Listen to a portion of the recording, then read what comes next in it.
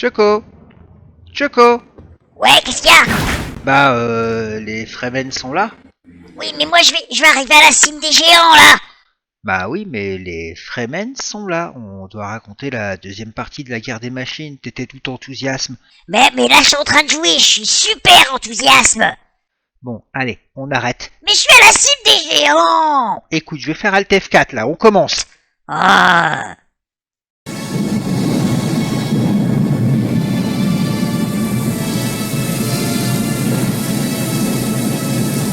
Et comment cela se peut-il? Car c'est lui, le Kwisatz Haderach.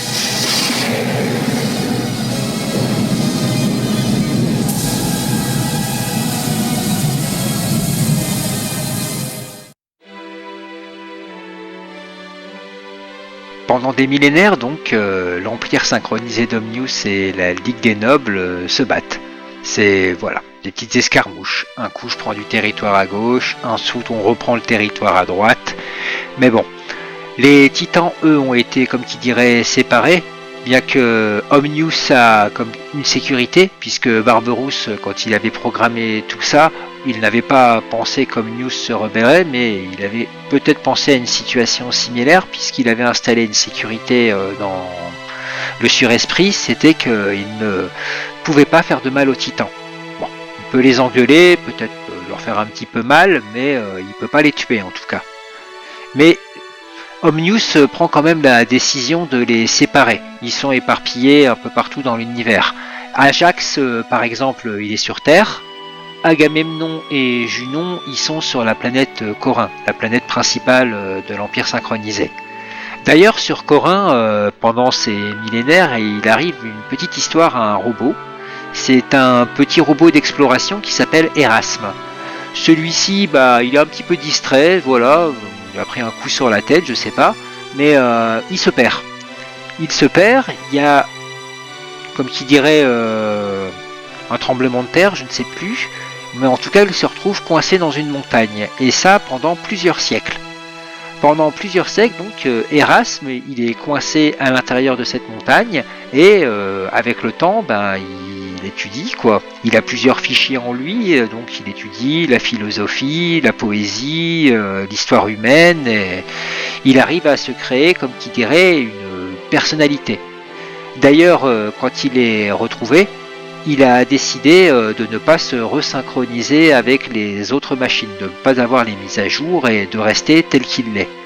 Omnius a accepté. Je disais qu'après tout, voilà quoi, ça lui donnerait parfois un avis différent ou parfois même, comme tu dirais, un conseiller.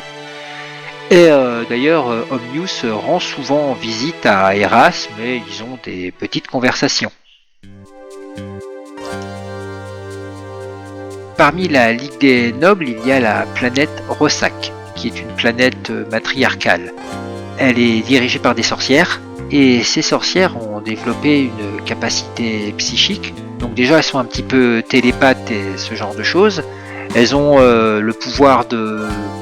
Comment je pourrais vous expliquer ça, quoi, de suggestion, en quelque sorte. Mais à petite dose, hein. C'est pas tu exécutes l'ordre. Mais par contre, elles peuvent parfois insinuer une petite idée. C'est les prémices du Bene Gesserit, on va dire.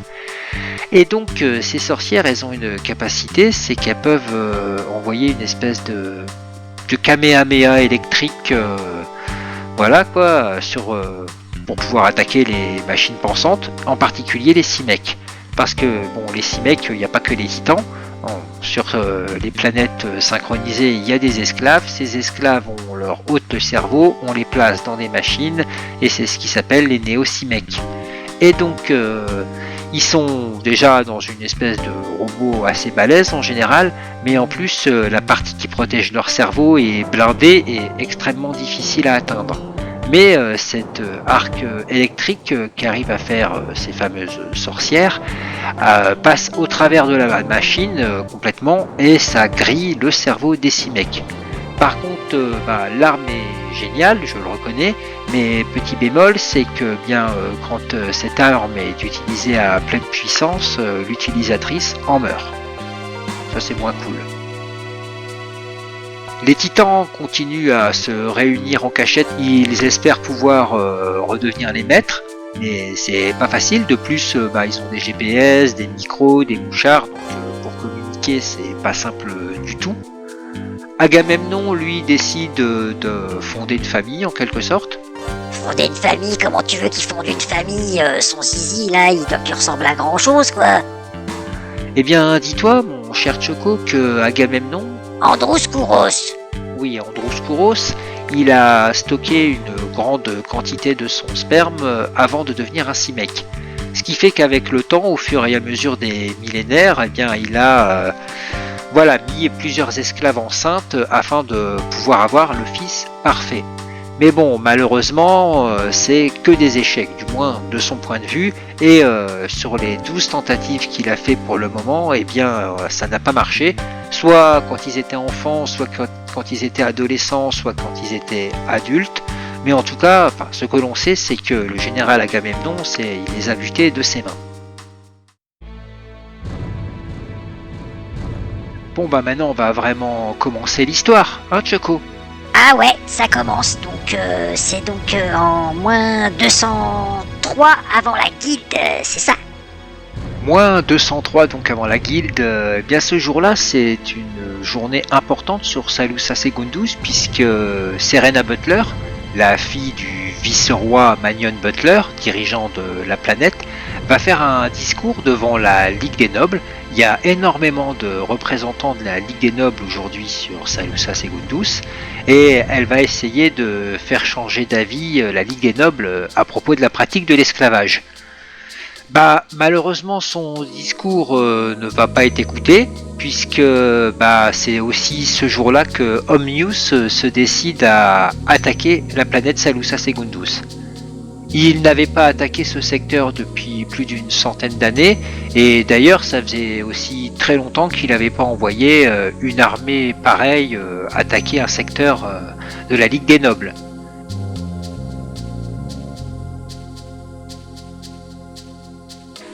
À la tête de cette armada, donc, il y a le général Agamemnon Atréide ainsi que Xerxès. Donc ils sont en train de s'envoyer des vannes. C'est plutôt Agamemnon qui envoie des vannes à Xerxès. Hein. Il ne lui a pas pardonné. C'est de sa faute si Omnius est là. Si Xerxès il avait été moins feignace, s'il avait donné moins de liberté à son intelligence artificielle, eh bien ce serait toujours les titans qui seraient les maîtres de l'univers. Donc Xerxès à la moindre occasion, il s'en prend plein la gueule. Endormi à son poste, mais je dormais pas, j'étais bourré.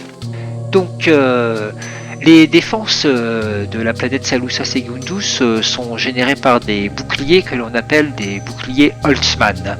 C'est un savant de la planète Poritrine, un très grand savant, Thio Holtzmann, qui a créé ces boucliers.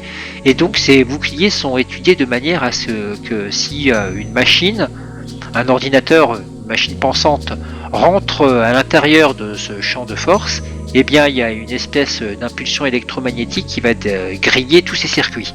Donc le robot il est fichu. Faut pas oublier qu'on est il y a 10 000 ans. Il n'y a pas de navigateur, il n'y a pas d'espace plissé, tout ça quoi. Donc le voyage qu'il y a eu de la planète Corin jusqu'à la planète Salusa Secundus, il a duré plusieurs mois. Mais bon, c'est des machines, hein, ils connaissent pas la notion d'ennui ou ce genre de choses. Par contre, Agamemnon est un simec. Donc lui, enfin stratège, il a eu des mois pour bien répéter les manœuvres de manière à ce que son plan s'exécute de manière parfaite. Les patrouilles d'éclaireurs se sont fait surprendre. Bon, faut quand même reconnaître que Omnius n'avait pas attaqué ce secteur depuis plus de 100 ans. Donc même si c'est des gens parfaitement entraînés, ils ne sont pas habitués à ce genre de situation. Malgré tout, ils arrivent quand même à envoyer le message pour dire qu'ils se font attaquer. Mais bon, on est à l'époque où la technologie n'est pas, comme je vous le disais, il n'y a pas les pistes, il n'y a pas ce genre de choses. Les voyages, ça dure des mois et des mois. Et il va de même pour les communications. Ce qui fait que le temps que la communication arrive à Salusa Secundus, tu avais déjà la première avant-garde d'Agamemnon qui était en train d'attaquer. Le QG avec tous les officiers supérieurs s'est fait détruire, ce qui fait que toute la responsabilité de la défense planétaire de Salusa Secundus se retrouve entre les mains d'un jeune officier, un tercero du nom de Xavier Harkonnen. Un tercero, c'est quoi un tercero?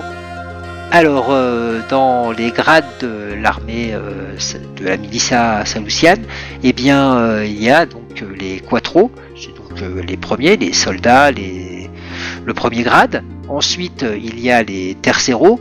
Donc là, c'est le passage entre officier, enfin sous-officier et officier.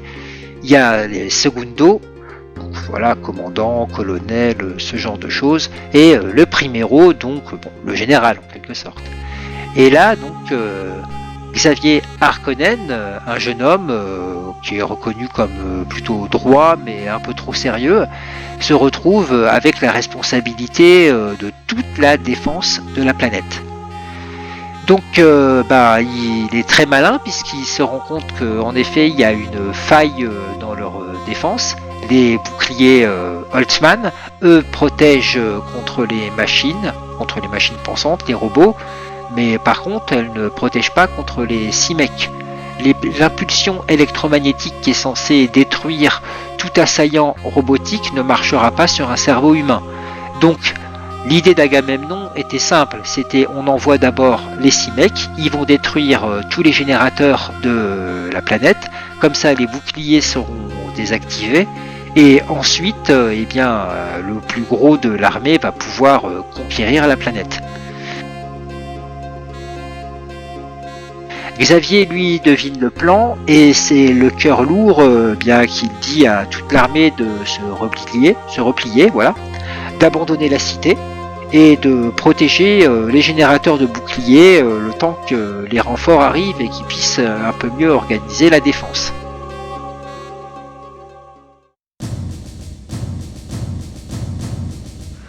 Dans une autre partie de l'univers, sur un vaisseau qui s'appelle le Voyageur du Rêve, il y a Vorian Atreide. Vorian Atreide, c'est le fils d'Agamemnon, le fils parfait que Agamemnon a toujours voulu avoir.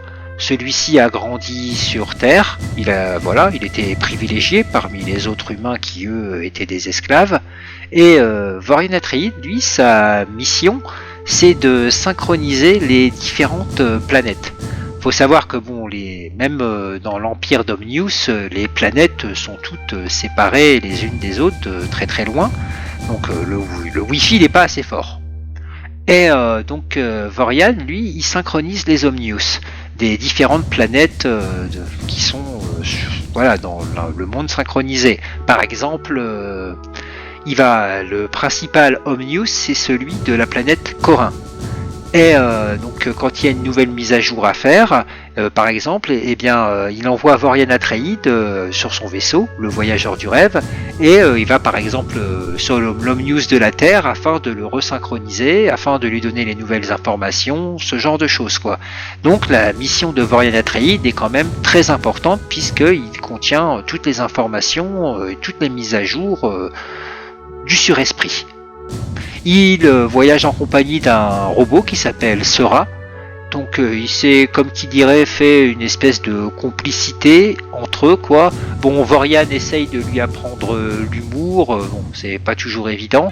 Le robot essaye parfois de faire des blagues, mais la plupart du temps, non, ça tombe à l'eau, c'est complètement bidon. Et Vorian, lui, il est heureux dans son petit monde, il est persuadé que c'est les autres, les méchants, les Edgir. Oui, parce que le monde synchronisé surnomme les humains de la Ligue de Nobles les Edgir. Donc je sais pas pourquoi, c'est le nom qu'on nous a donné quoi. Voilà. Et Vorian Atreide, comme je vous le disais, il est très fier. Il est d'ailleurs très fier de son papa, le grand général Agamemnon. Et d'ailleurs, on va y revenir à Agamemnon. Lui, il se prend une branlée sur la planète Salusa Secundus. Son vaisseau a été détruit. Il a dû extirper son cerveau, l'éjecter. Il est parti façon Team Rocket. Et voilà. L'humanité a gagné cette bataille, la bataille de Zimia. puisque même par la suite, Xavier Harkonnen et plusieurs soldats sont montés dans leur Kinjal, c'est des vaisseaux biplaces, enfin monoplaces, excusez-moi, et ils ont fait la chasse, voilà quoi, à tous les robots qui étaient encore dans la cité. Par contre, bien la cité, elle a quand même été bien amochée. Xavier Harkonnen aussi, puisque il a été blessé dans tout ça. Il s'est retrouvé à respirer un poison extrêmement toxique qui a complètement détruit ses poumons. Ils ont été rongés de l'intérieur et donc il est amené d'urgence en soins intensifs. La chance qu'il y a eu, c'est que c'était une grande journée aujourd'hui sur Zimia et il y avait donc différentes parlementaires, différentes personnes de différents horizons qui étaient là aujourd'hui sur cette planète. Et il y avait donc un Tlulaxa. Tu veux dire un Tlélaxo? Non. Il s'appelle, les Tlulaxa. Ils viennent du système de Tailim. Et ces gens-là, justement, ils prétendent avoir des fermes d'organes. Ils sont capables, grâce à la génétique, puisque ce sont des maîtres de la génétique, ils sont capables de faire pousser des organes, des poumons, un cœur, un foie. Agamemnon, il leur a peut-être demandé à Zizi. Oh non, mais on va pas reparler de ça, Choco. Bref, et on parle sérieusement. Et Xavier Harkonnen a pu être sauvé grâce à ça, puisque il a pu avoir une greffe de poumons. Et c'est Serena Butler qui a fait des pieds et des mains pour qu'il soit opéré en priorité, puisque Serena Butler est la fiancée justement de ce cher Xavier Harkonnen. Xavier Harkonnen, il est reconnu comme le héros de la bataille de Zimia, même si lui, il voit toujours le côté noir des choses. Lui, il pense plutôt que, non, je suis plutôt le gars qui a laissé tomber la ville de Zimia, quoi. J'ai laissé tomber la ville, j'ai abandonné la cité pour protéger les générateurs, il y a eu des millions de civils de morts, pourquoi on me remet une médaille? Pourquoi je suis pas en prison? Il voit les choses en noir, ce cher Xavier. Ouais, d'après ce que je vois sur mes fiches, le Tlulaxa, il s'appelle Tukeder. Loin, très loin de là, sur la planète Rossak, la sorcière suprême Zuffa Senva est en train d'entraîner ses sorcières afin de pouvoir aider la Ligue des Nobles dans son combat contre les machines pensantes. Zuffa Senva, elle, ne peut pas participer pour le moment à la guerre, elle n'est que consultante parce que elle est enceinte. Elle espère pouvoir enfin donner vie à cette fille parfaite qu'elle rêve d'avoir depuis des années. Puisque Zuffa a déjà une fille qui s'appelle Norma, mais c'est une fille qui est difforme. Elle est atteinte de nanisme, elle n'a pas de pouvoir électrique ni de télépathie. Par contre, Norma Senva est extrêmement intelligente. C'est une mathématicienne de génie. Elle est capable de vous faire des équations, mais c'est quelque chose de fou, quoi. Donc, elle passe son temps dans sa chambre, puisque sa mère ne lui parle pas beaucoup, ne lui adresse pratiquement pas la parole de toute façon. Et elle n'a que comme réconfort l'amant de sa mère, Aurelius Vanport, qui s'avère être un très bon ami pour elle.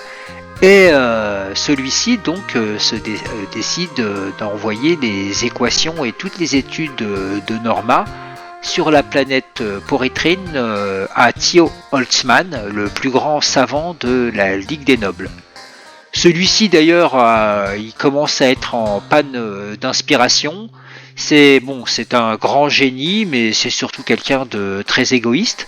Donc se rendant compte que non seulement cette Norma Senva est brillante, ah oui très brillante, hein, il est impressionné par les équations et par tout le travail qu'elle est capable de faire, mais il voit aussi qu'elle est dénuée de toute ambition. Donc il se dit ça c'est intéressant aussi parce que elle fera le travail, je vais me l'approprier, si on fait des bons trucs, personne pour me faire de l'ombre, c'est parfait. Bon, comme je vous le disais, T. Holtzmann est quelqu'un de très brillant, hein. C'est lui qui a créé les champs de force par exemple pour Salusa Segundus, mais c'est quelqu'un d'extrêmement égoïste. Mais bon, il se décide à écrire donc à cette Norma Senva, dont il ignore que c'est une naine ou quoi que ce soit. Lui, d'ailleurs, il s'en fout. Lui, il ne s'intéresse qu'à l'intellect de cette personne. Et il lui écrit et il l'invite à venir sur la planète Poritrine afin de l'assister, de l'aider dans ses travaux dans la guerre contre les machines pensantes. Sur une des planètes dissociées, un jeune garçon nommé Ismaël est en train de jouer au bord de la rivière avec sa cousine Taina. Tout à coup, un gigantesque vaisseau spatial apparaît, tout le monde se met à courir. Ismaël ne comprend pas, mais en fait, voilà quoi, ce sont les esclavagistes qui viennent et ils l'emmènent, lui, sa cousine, ses amis et d'autres membres de sa famille, sur Poritrine. Ouais, d'ailleurs, le chef des esclavagistes, il s'appelle Tukkeder. C'est bizarre, hein? Et Skynet, Omnius, lui, qu'est-ce qu'il fait pendant tout ce temps? Bah justement, j'y viens Choco, j'y viens. Bah, sur la planète Corin, c'est la planète principale des mondes synchronisés, eh bien, Omnius rend visite à Erasme. Erasme, il habite dans une villa de style gréco-romaine. Il a un gigantesque jardin, des fleurs, des arbres, tout ça, des serviteurs.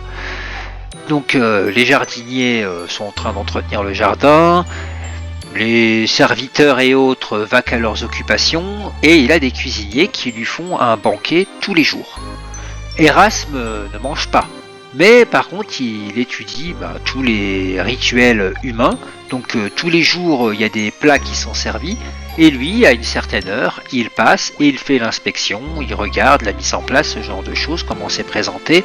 Et ensuite, avec une sonde, il teste les valeurs nutritives et il les compare avec ceux de la veille.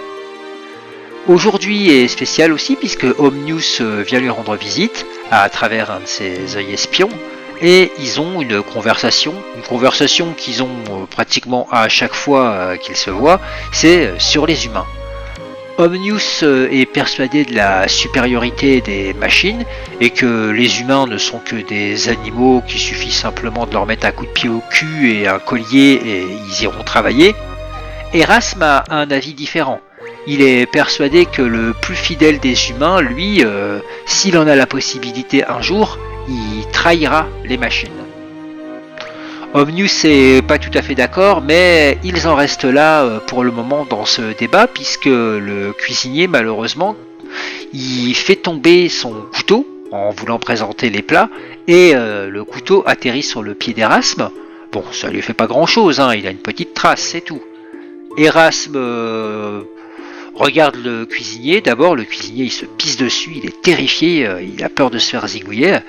Et Erasme pose le couteau et il explique à Omnius que les humains, oui, sont en effet dociles, mais peuvent parfois se montrer extrêmement fourbes. Et que justement, dans un cas comme celui-là, quand on a affaire à eux, le meilleur moyen, c'est d'être le plus rapide et de surprendre. Et à ce moment-là, Erasme reprend le couteau et il tue le cuisinier, comme ça, devant tout le monde, froidement. Il regarde longuement le visage du cuisinier, l'expression qu'il a. Erasme adore justement copier les expressions humaines, mais il se dit que cette expression-là, il n'aura pas à s'en servir, s'il savait. Enfin bref.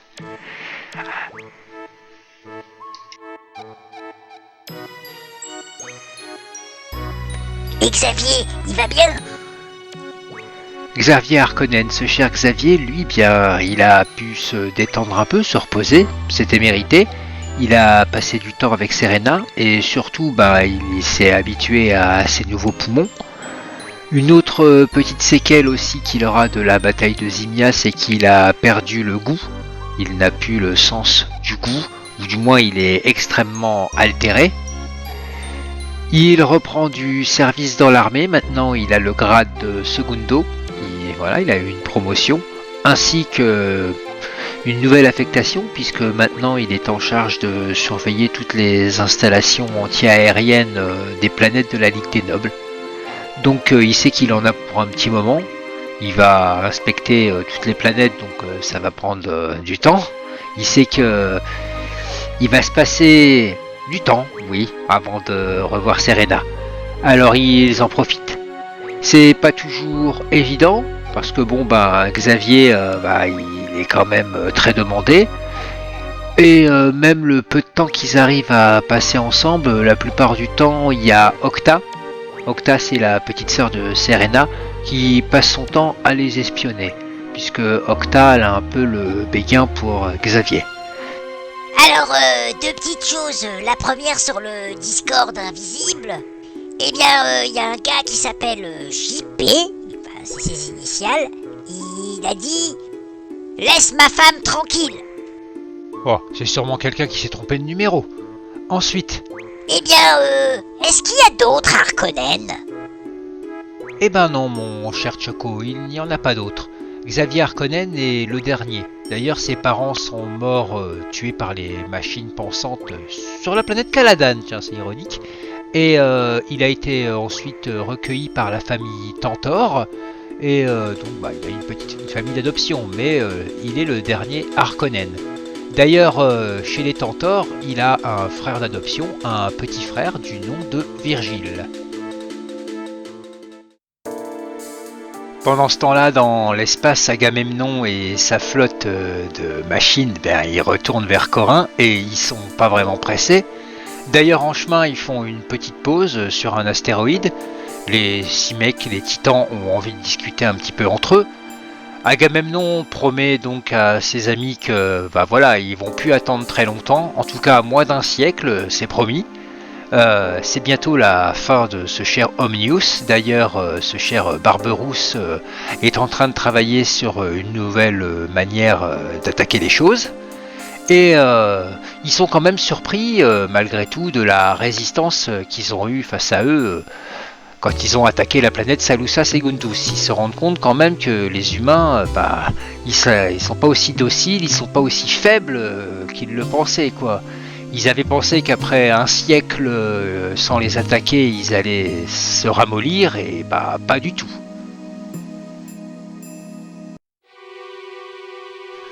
De l'autre côté de l'univers, sur la planète Poritrine, il y a Norma Senva qui vient d'arriver. Elle a rencontré le savant Theo Holtzman.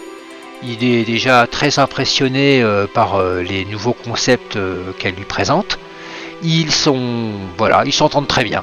Norma, par contre, elle est un peu choquée parce que elle, sur la planète Rossac, c'est que des travailleurs libres, des gens libres. Il n'y a pas d'esclaves là-bas.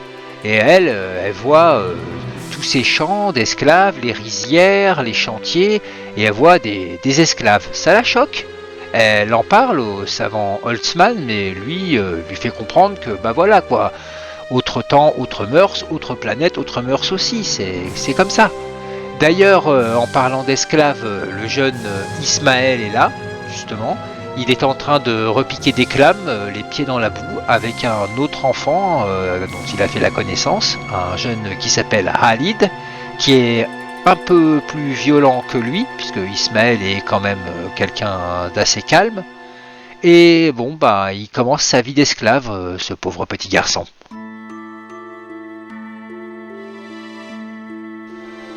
Sur la planète Rossac, par contre, Zuffa Senva a fait une fausse couche, malheureusement. C'est encore une. Zuffa Senva n'arrête pas de faire des fausses couches.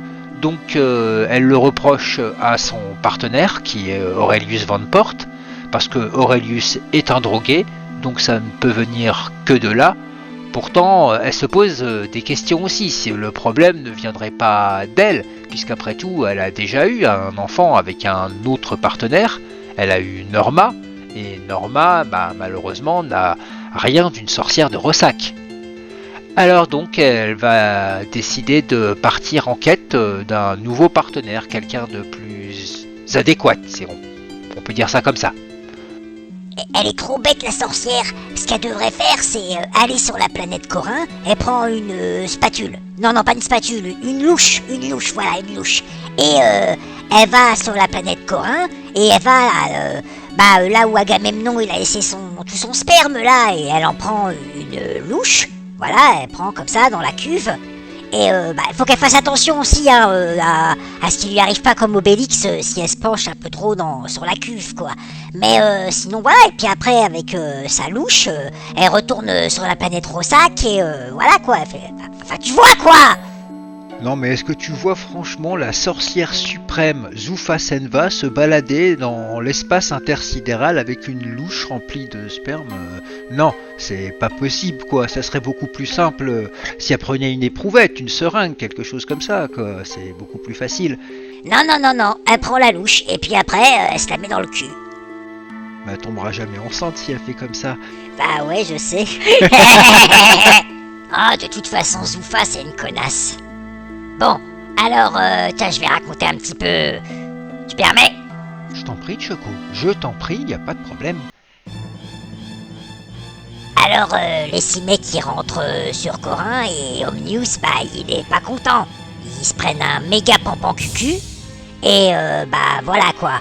Là, Omnius informe Agamemnon aussi qu'il y aura bientôt un nouveau petit tournoi. C'est des petites joutes qui font entre eux, des espèces de joutes de gladiateurs en quelque sorte. Agamemnon donc va affronter un champion, un robot qu'a créé Omnius et ils vont se faire leur petite arène. Et si Agamemnon remporte le combat, eh bien il pourra demander une faveur à Omnius. Le segundo Xavier Harkonnen embarque sur son vaisseau et part en tournée d'inspection pour voir les défenses des autres planètes de la Ligue des Nobles. Serena vient lui dire au revoir, ils savent qu'ils ne se reverront pas pendant un moment. Vorian Atreides, lui, continue ses tournées à travers l'espace en compagnie de son ami robot Sera. Norma Senva, elle, continue ses études auprès de Thio Holzman. Elle a des concepts très intéressants et Thio commence à réellement avoir de nouvelles idées grâce à elle. Ismaël et son ami Halid maintenant travaillent aussi chez Thio Holzman. Ils ont été achetés puisque celui-ci avait besoin d'esclaves. Erasme décide de s'installer sur Terre pendant quelques temps. Il a une villa qui est la réplique identique de celle qu'il a sur Corin. Donc il décide de s'installer quelque temps sur la planète Terre et ça fait super plaisir à Ajax.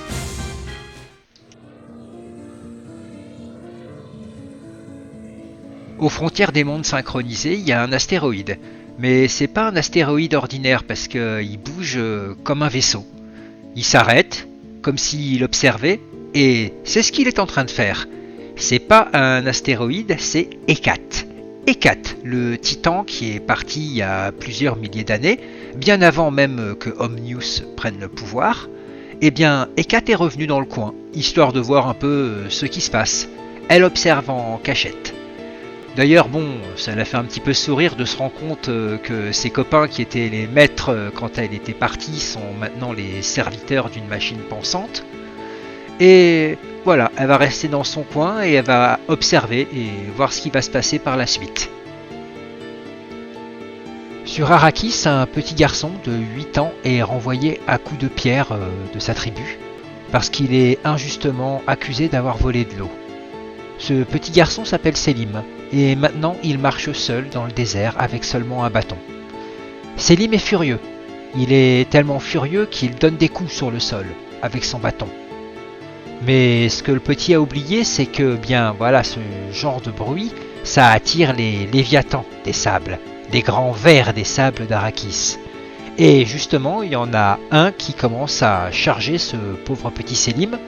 Mais celui-ci qui est agile et malin comme un singe arrive à rebondir et à sauter sur le ver des sables, à grimper dessus.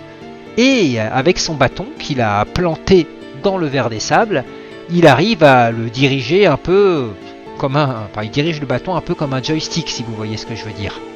Selim, ce petit garçon, ce petit orphelin, devient le premier être à avoir pu chevaucher un ver des sables.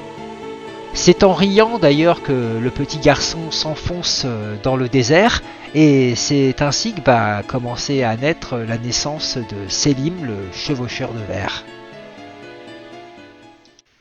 Et bien voilà, ça sera tout pour la deuxième partie les Fremen. Bon, je sais que ça merde un peu du point de vue son, parfois, Ouais, j'ai un micro de merde. Mais si ça vous intéresse, mon anniversaire, c'est le 31 mars. Oh, le crevard! Comment ça? Qu'est-ce que tu fais là? Je devais retourner à la cime du géant, non? Non, on regarde Daria, l'ognard. Bon bah allez, salut les Fremen, à très bientôt. Connard.